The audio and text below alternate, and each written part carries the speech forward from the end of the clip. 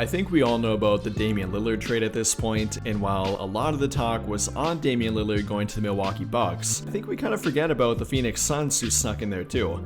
Oftentimes, the third or fourth team in a trade can actually be the silent winners of a trade long term, and while I'm not saying that's guaranteed to happen by any means for Phoenix, I really like what they did. They snuck in and acquired some much needed depth for their team in Yusuf Nurkic, Grayson Allen, Nasir Little, and Keon Johnson, and all of it for a guy who did not even appear to want to be on their team anymore. I don't know if you've seen the media introductions from Portland about DeAndre Ayton, but he made it very clear, hinting that he didn't really want to be there anymore and that he's so happy to be in Portland and be a guy for them again. It's gotten a little bit cringy at this point, but I really like that they moved on from him. He didn't really want to be a part of their team anymore from my viewpoint, and I love the depth that they picked up. I think it makes them a much more well-rounded team. Yeah, exactly. I mean, we talked about, the Trailblazers getting what they wanted, the Bucks getting what they wanted. And yeah, Phoenix got exactly what they wanted too, and all teams kind of won. And when we talked last about the Suns, we even kind of thought that they were going to be pretty strong in the West at their current state.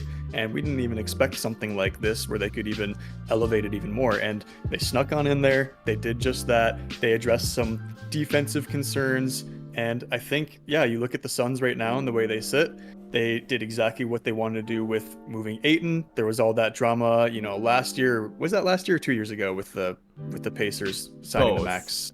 About that part. Yeah, last offseason. Yep. So they addressed that where it was. You could tell that, maybe it wasn't clear, but you could kind of tell things weren't fully right with Ayton. He didn't really blend with, Durant and Booker the best. And he's a good player, so he's going to fit in wherever he's going to go. But I think, he might take a standout season this next season. But back to the Suns, I think that they got someone better, more equipped, who wanted to actually be there and who probably wants to contend in Nurkic. And then obviously adding that defensive in Nasir Little and Keon Johnson. So I think the Suns definitely took a really big step forward here in a way that we didn't even think they needed to or we expect them to. And that's what you like to see in a great organization.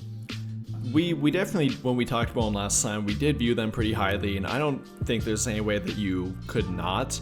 Yeah, you might not think that they're an NBA Finals favorite, and we weren't really sure on that either. And even now you can argue they may or may not be, but I definitely do believe they improved here.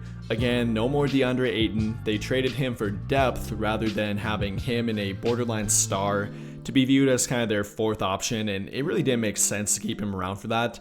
Now, it's not guaranteed that Yusuf Nurkic will be better than him, but again, they got more depth, but I like the fit of Nurkic with their team more than Ayton. He can kind of fill more of a defensive anchor and role man on offense role better than DeAndre Ayton did with his current team. And, there's a lot of talk about if Nurkic should be better defensively, and the numbers, they can be a little bit skewed at times, but Nurkic definitely is or has been a better defender than Ayton lately. Last season, he had a +2 defensive Raptor rating compared to Ayton having a negative 0.3 rating, which it's pretty hard to have a negative defensive Raptor rating for a big with defensive rebounding and blocks and all that being factored into it. And then during the 2021-22 season, where Ayton was even a little bit better with a +1.1 rating, Yusuf Nurkic had a +3.4 rating, so he definitely is more effective on defense. He's better at being that last-time defense. He is by no means elite, but he will fit that role a little bit better in my opinion. And I think they'll be able to rely on him more, along with Grayson Allen and Nasir Little as well. I think they're sneaky good pickups, and with the Suns not really having a lot of true 3-and-D wing depth, you could maybe count Keita Bates-Diop, maybe Yuta Watanabe if you consider him a wing, which he is, but Grayson Allen is like an actual legit 3-and-D wing. Not a great defender by any means, but he's slightly above average, good enough to qualify for 3-and-D. Then a really good 3-point shooter, 39.5% on his career on 4.5 attempts. And that's a great addition for them. I love the Nasir Little pickup. A lot of people really aren't too aware of him, but he's a bull, man. It's tough to move for a 6'5" guy. Incredibly strong. He can play at either small forward or power forward, and he is improving from 3 a little bit too. He shot 37% last season, albeit on a limited volume because he did get hurt and miss a good chunk of the year. But I like both pickups for them too. Keon Johnson, I mean, he could develop for them. He probably won't play a huge role, but I really like the depth pickups that they had here, and I think it's what they needed. Before we continue, I just wanted to take a few seconds to talk about and invite you to join our NBA Discord server. Our JSM NBA server is full of hundreds of people who love everything NBA. Do you like instant news updates around the league, NBA memes, talking stats, or even live chatting with others during games? The JSM NBA server has got you covered, plus so many more things to do and see.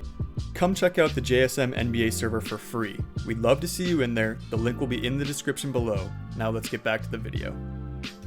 I agree 100%. I mean, you look at the roster, you got Kevin Durant, Bradley Beal, Devin Booker, Grayson Allen, Eric Gordon. All these guys, what are they good at? Shooting threes. I mean, this team is going to be scary from deep. And, you know, they're probably missing at most maybe someone to score more down low. I don't think Nurkic is going to come in and, you know, he can. I don't think he's going to come in. That's going to be his main focus, kind of like Ayton's was Ayton. It almost seemed like he needed his touches. He needed to get his shots up no matter what. Nurkic isn't going to play that role like that. He's going to facilitate. He's going to protect the rim. He's going to, you know, shoot what needs to be shot, but nothing more. And I think that that's probably where they're going to lack the most. But I mean, from outside the arc, they're going to be insane. But they have tons of slashers. You watch how Booker plays. You know, he plays from that mid-range a lot. Beal plays from the mid-range a lot. KD can play from the mid-range. It's just they're going to be lethal from all over the place. And then, yeah, with the defense, like you were touching on, I mean, they're going to be solid in defensively. And I think that this pickup here and what they did is going to be what's going to push them to that next level. And one interesting thing to kind of touch on real quick, it's not going to affect the main core of this team by any means, but, you know, the roster as it sits, they have 17 players right now. So you have two people with non-guaranteed contracts, and that would be Jordan Goodwin and Ishmael Wainwright.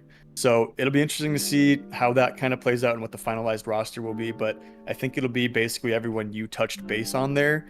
And yeah, I think that, you know, the Suns are going to be really fun to watch this year. And they have a ton of threats, a ton of offensive nukes, if you will, that, I mean, it's going to be scary to watch.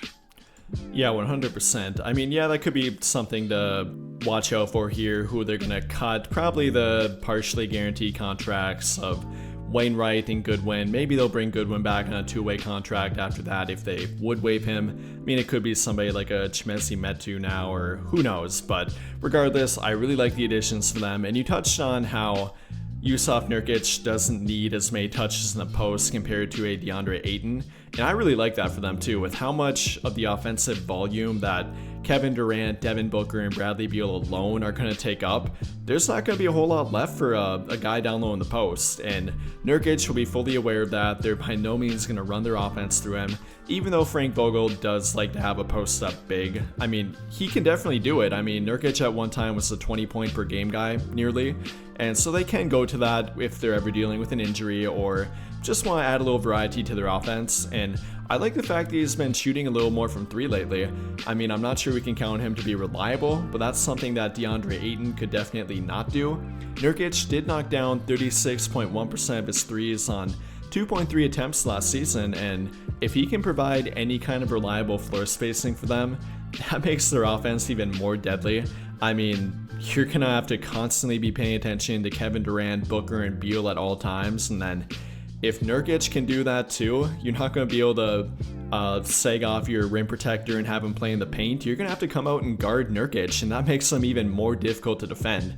And then with guys like Eric Gordon coming off the bench too and being a huge three-point shooting threat, and yeah, they got a lot of offense here. It's going to be deadly.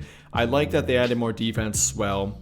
They're not going to be relying so heavily on Josh Okogie now to be like their pretty much sole wing defender. They got Nasir Little, Grayson Allen a little bit too. I think all around they added good depth to their team, more reliability, less me, I want the ball, in DeAndre Ayton. And all around, I love this trade for the Suns. I think it improves them. Who knows if it makes them, you know, a favorite, quote unquote, but I definitely think they'll be at the top of the West, and they're a good bet to make it all the way to the NBA Finals. Who knows if it happens, but I like their team, and I love what they did with this trade. No, I agree 100%. As it sits right now, the Suns are plus 550 to win the championship. Definitely fathomable. I like to think that they'll make it deep and see them up there. Where do you see the ceiling? The ceiling, like I said, is the NBA Finals. They could win it. It's all about staying healthy. They might not be a favorite. I wouldn't blame you if you picked the Denver Nuggets over them, maybe the Lakers, who knows, but you're by no means wrong for picking the Suns either. They got a great team. They got more depth here. It might not be the deepest team in the entire league by any means, but it's definitely good enough at this point now. It's not a weak point for them, and I don't think there really is a weak point you can point to with their roster anymore. Sure, they could use maybe a little more 3-and-D wing depth, or maybe a more reliable big wing defender or something, but there's nothing like a big issue to point to here. And in my opinion, yeah, their ceiling is the NBA Finals, and for them, anything less than that probably would be a failure.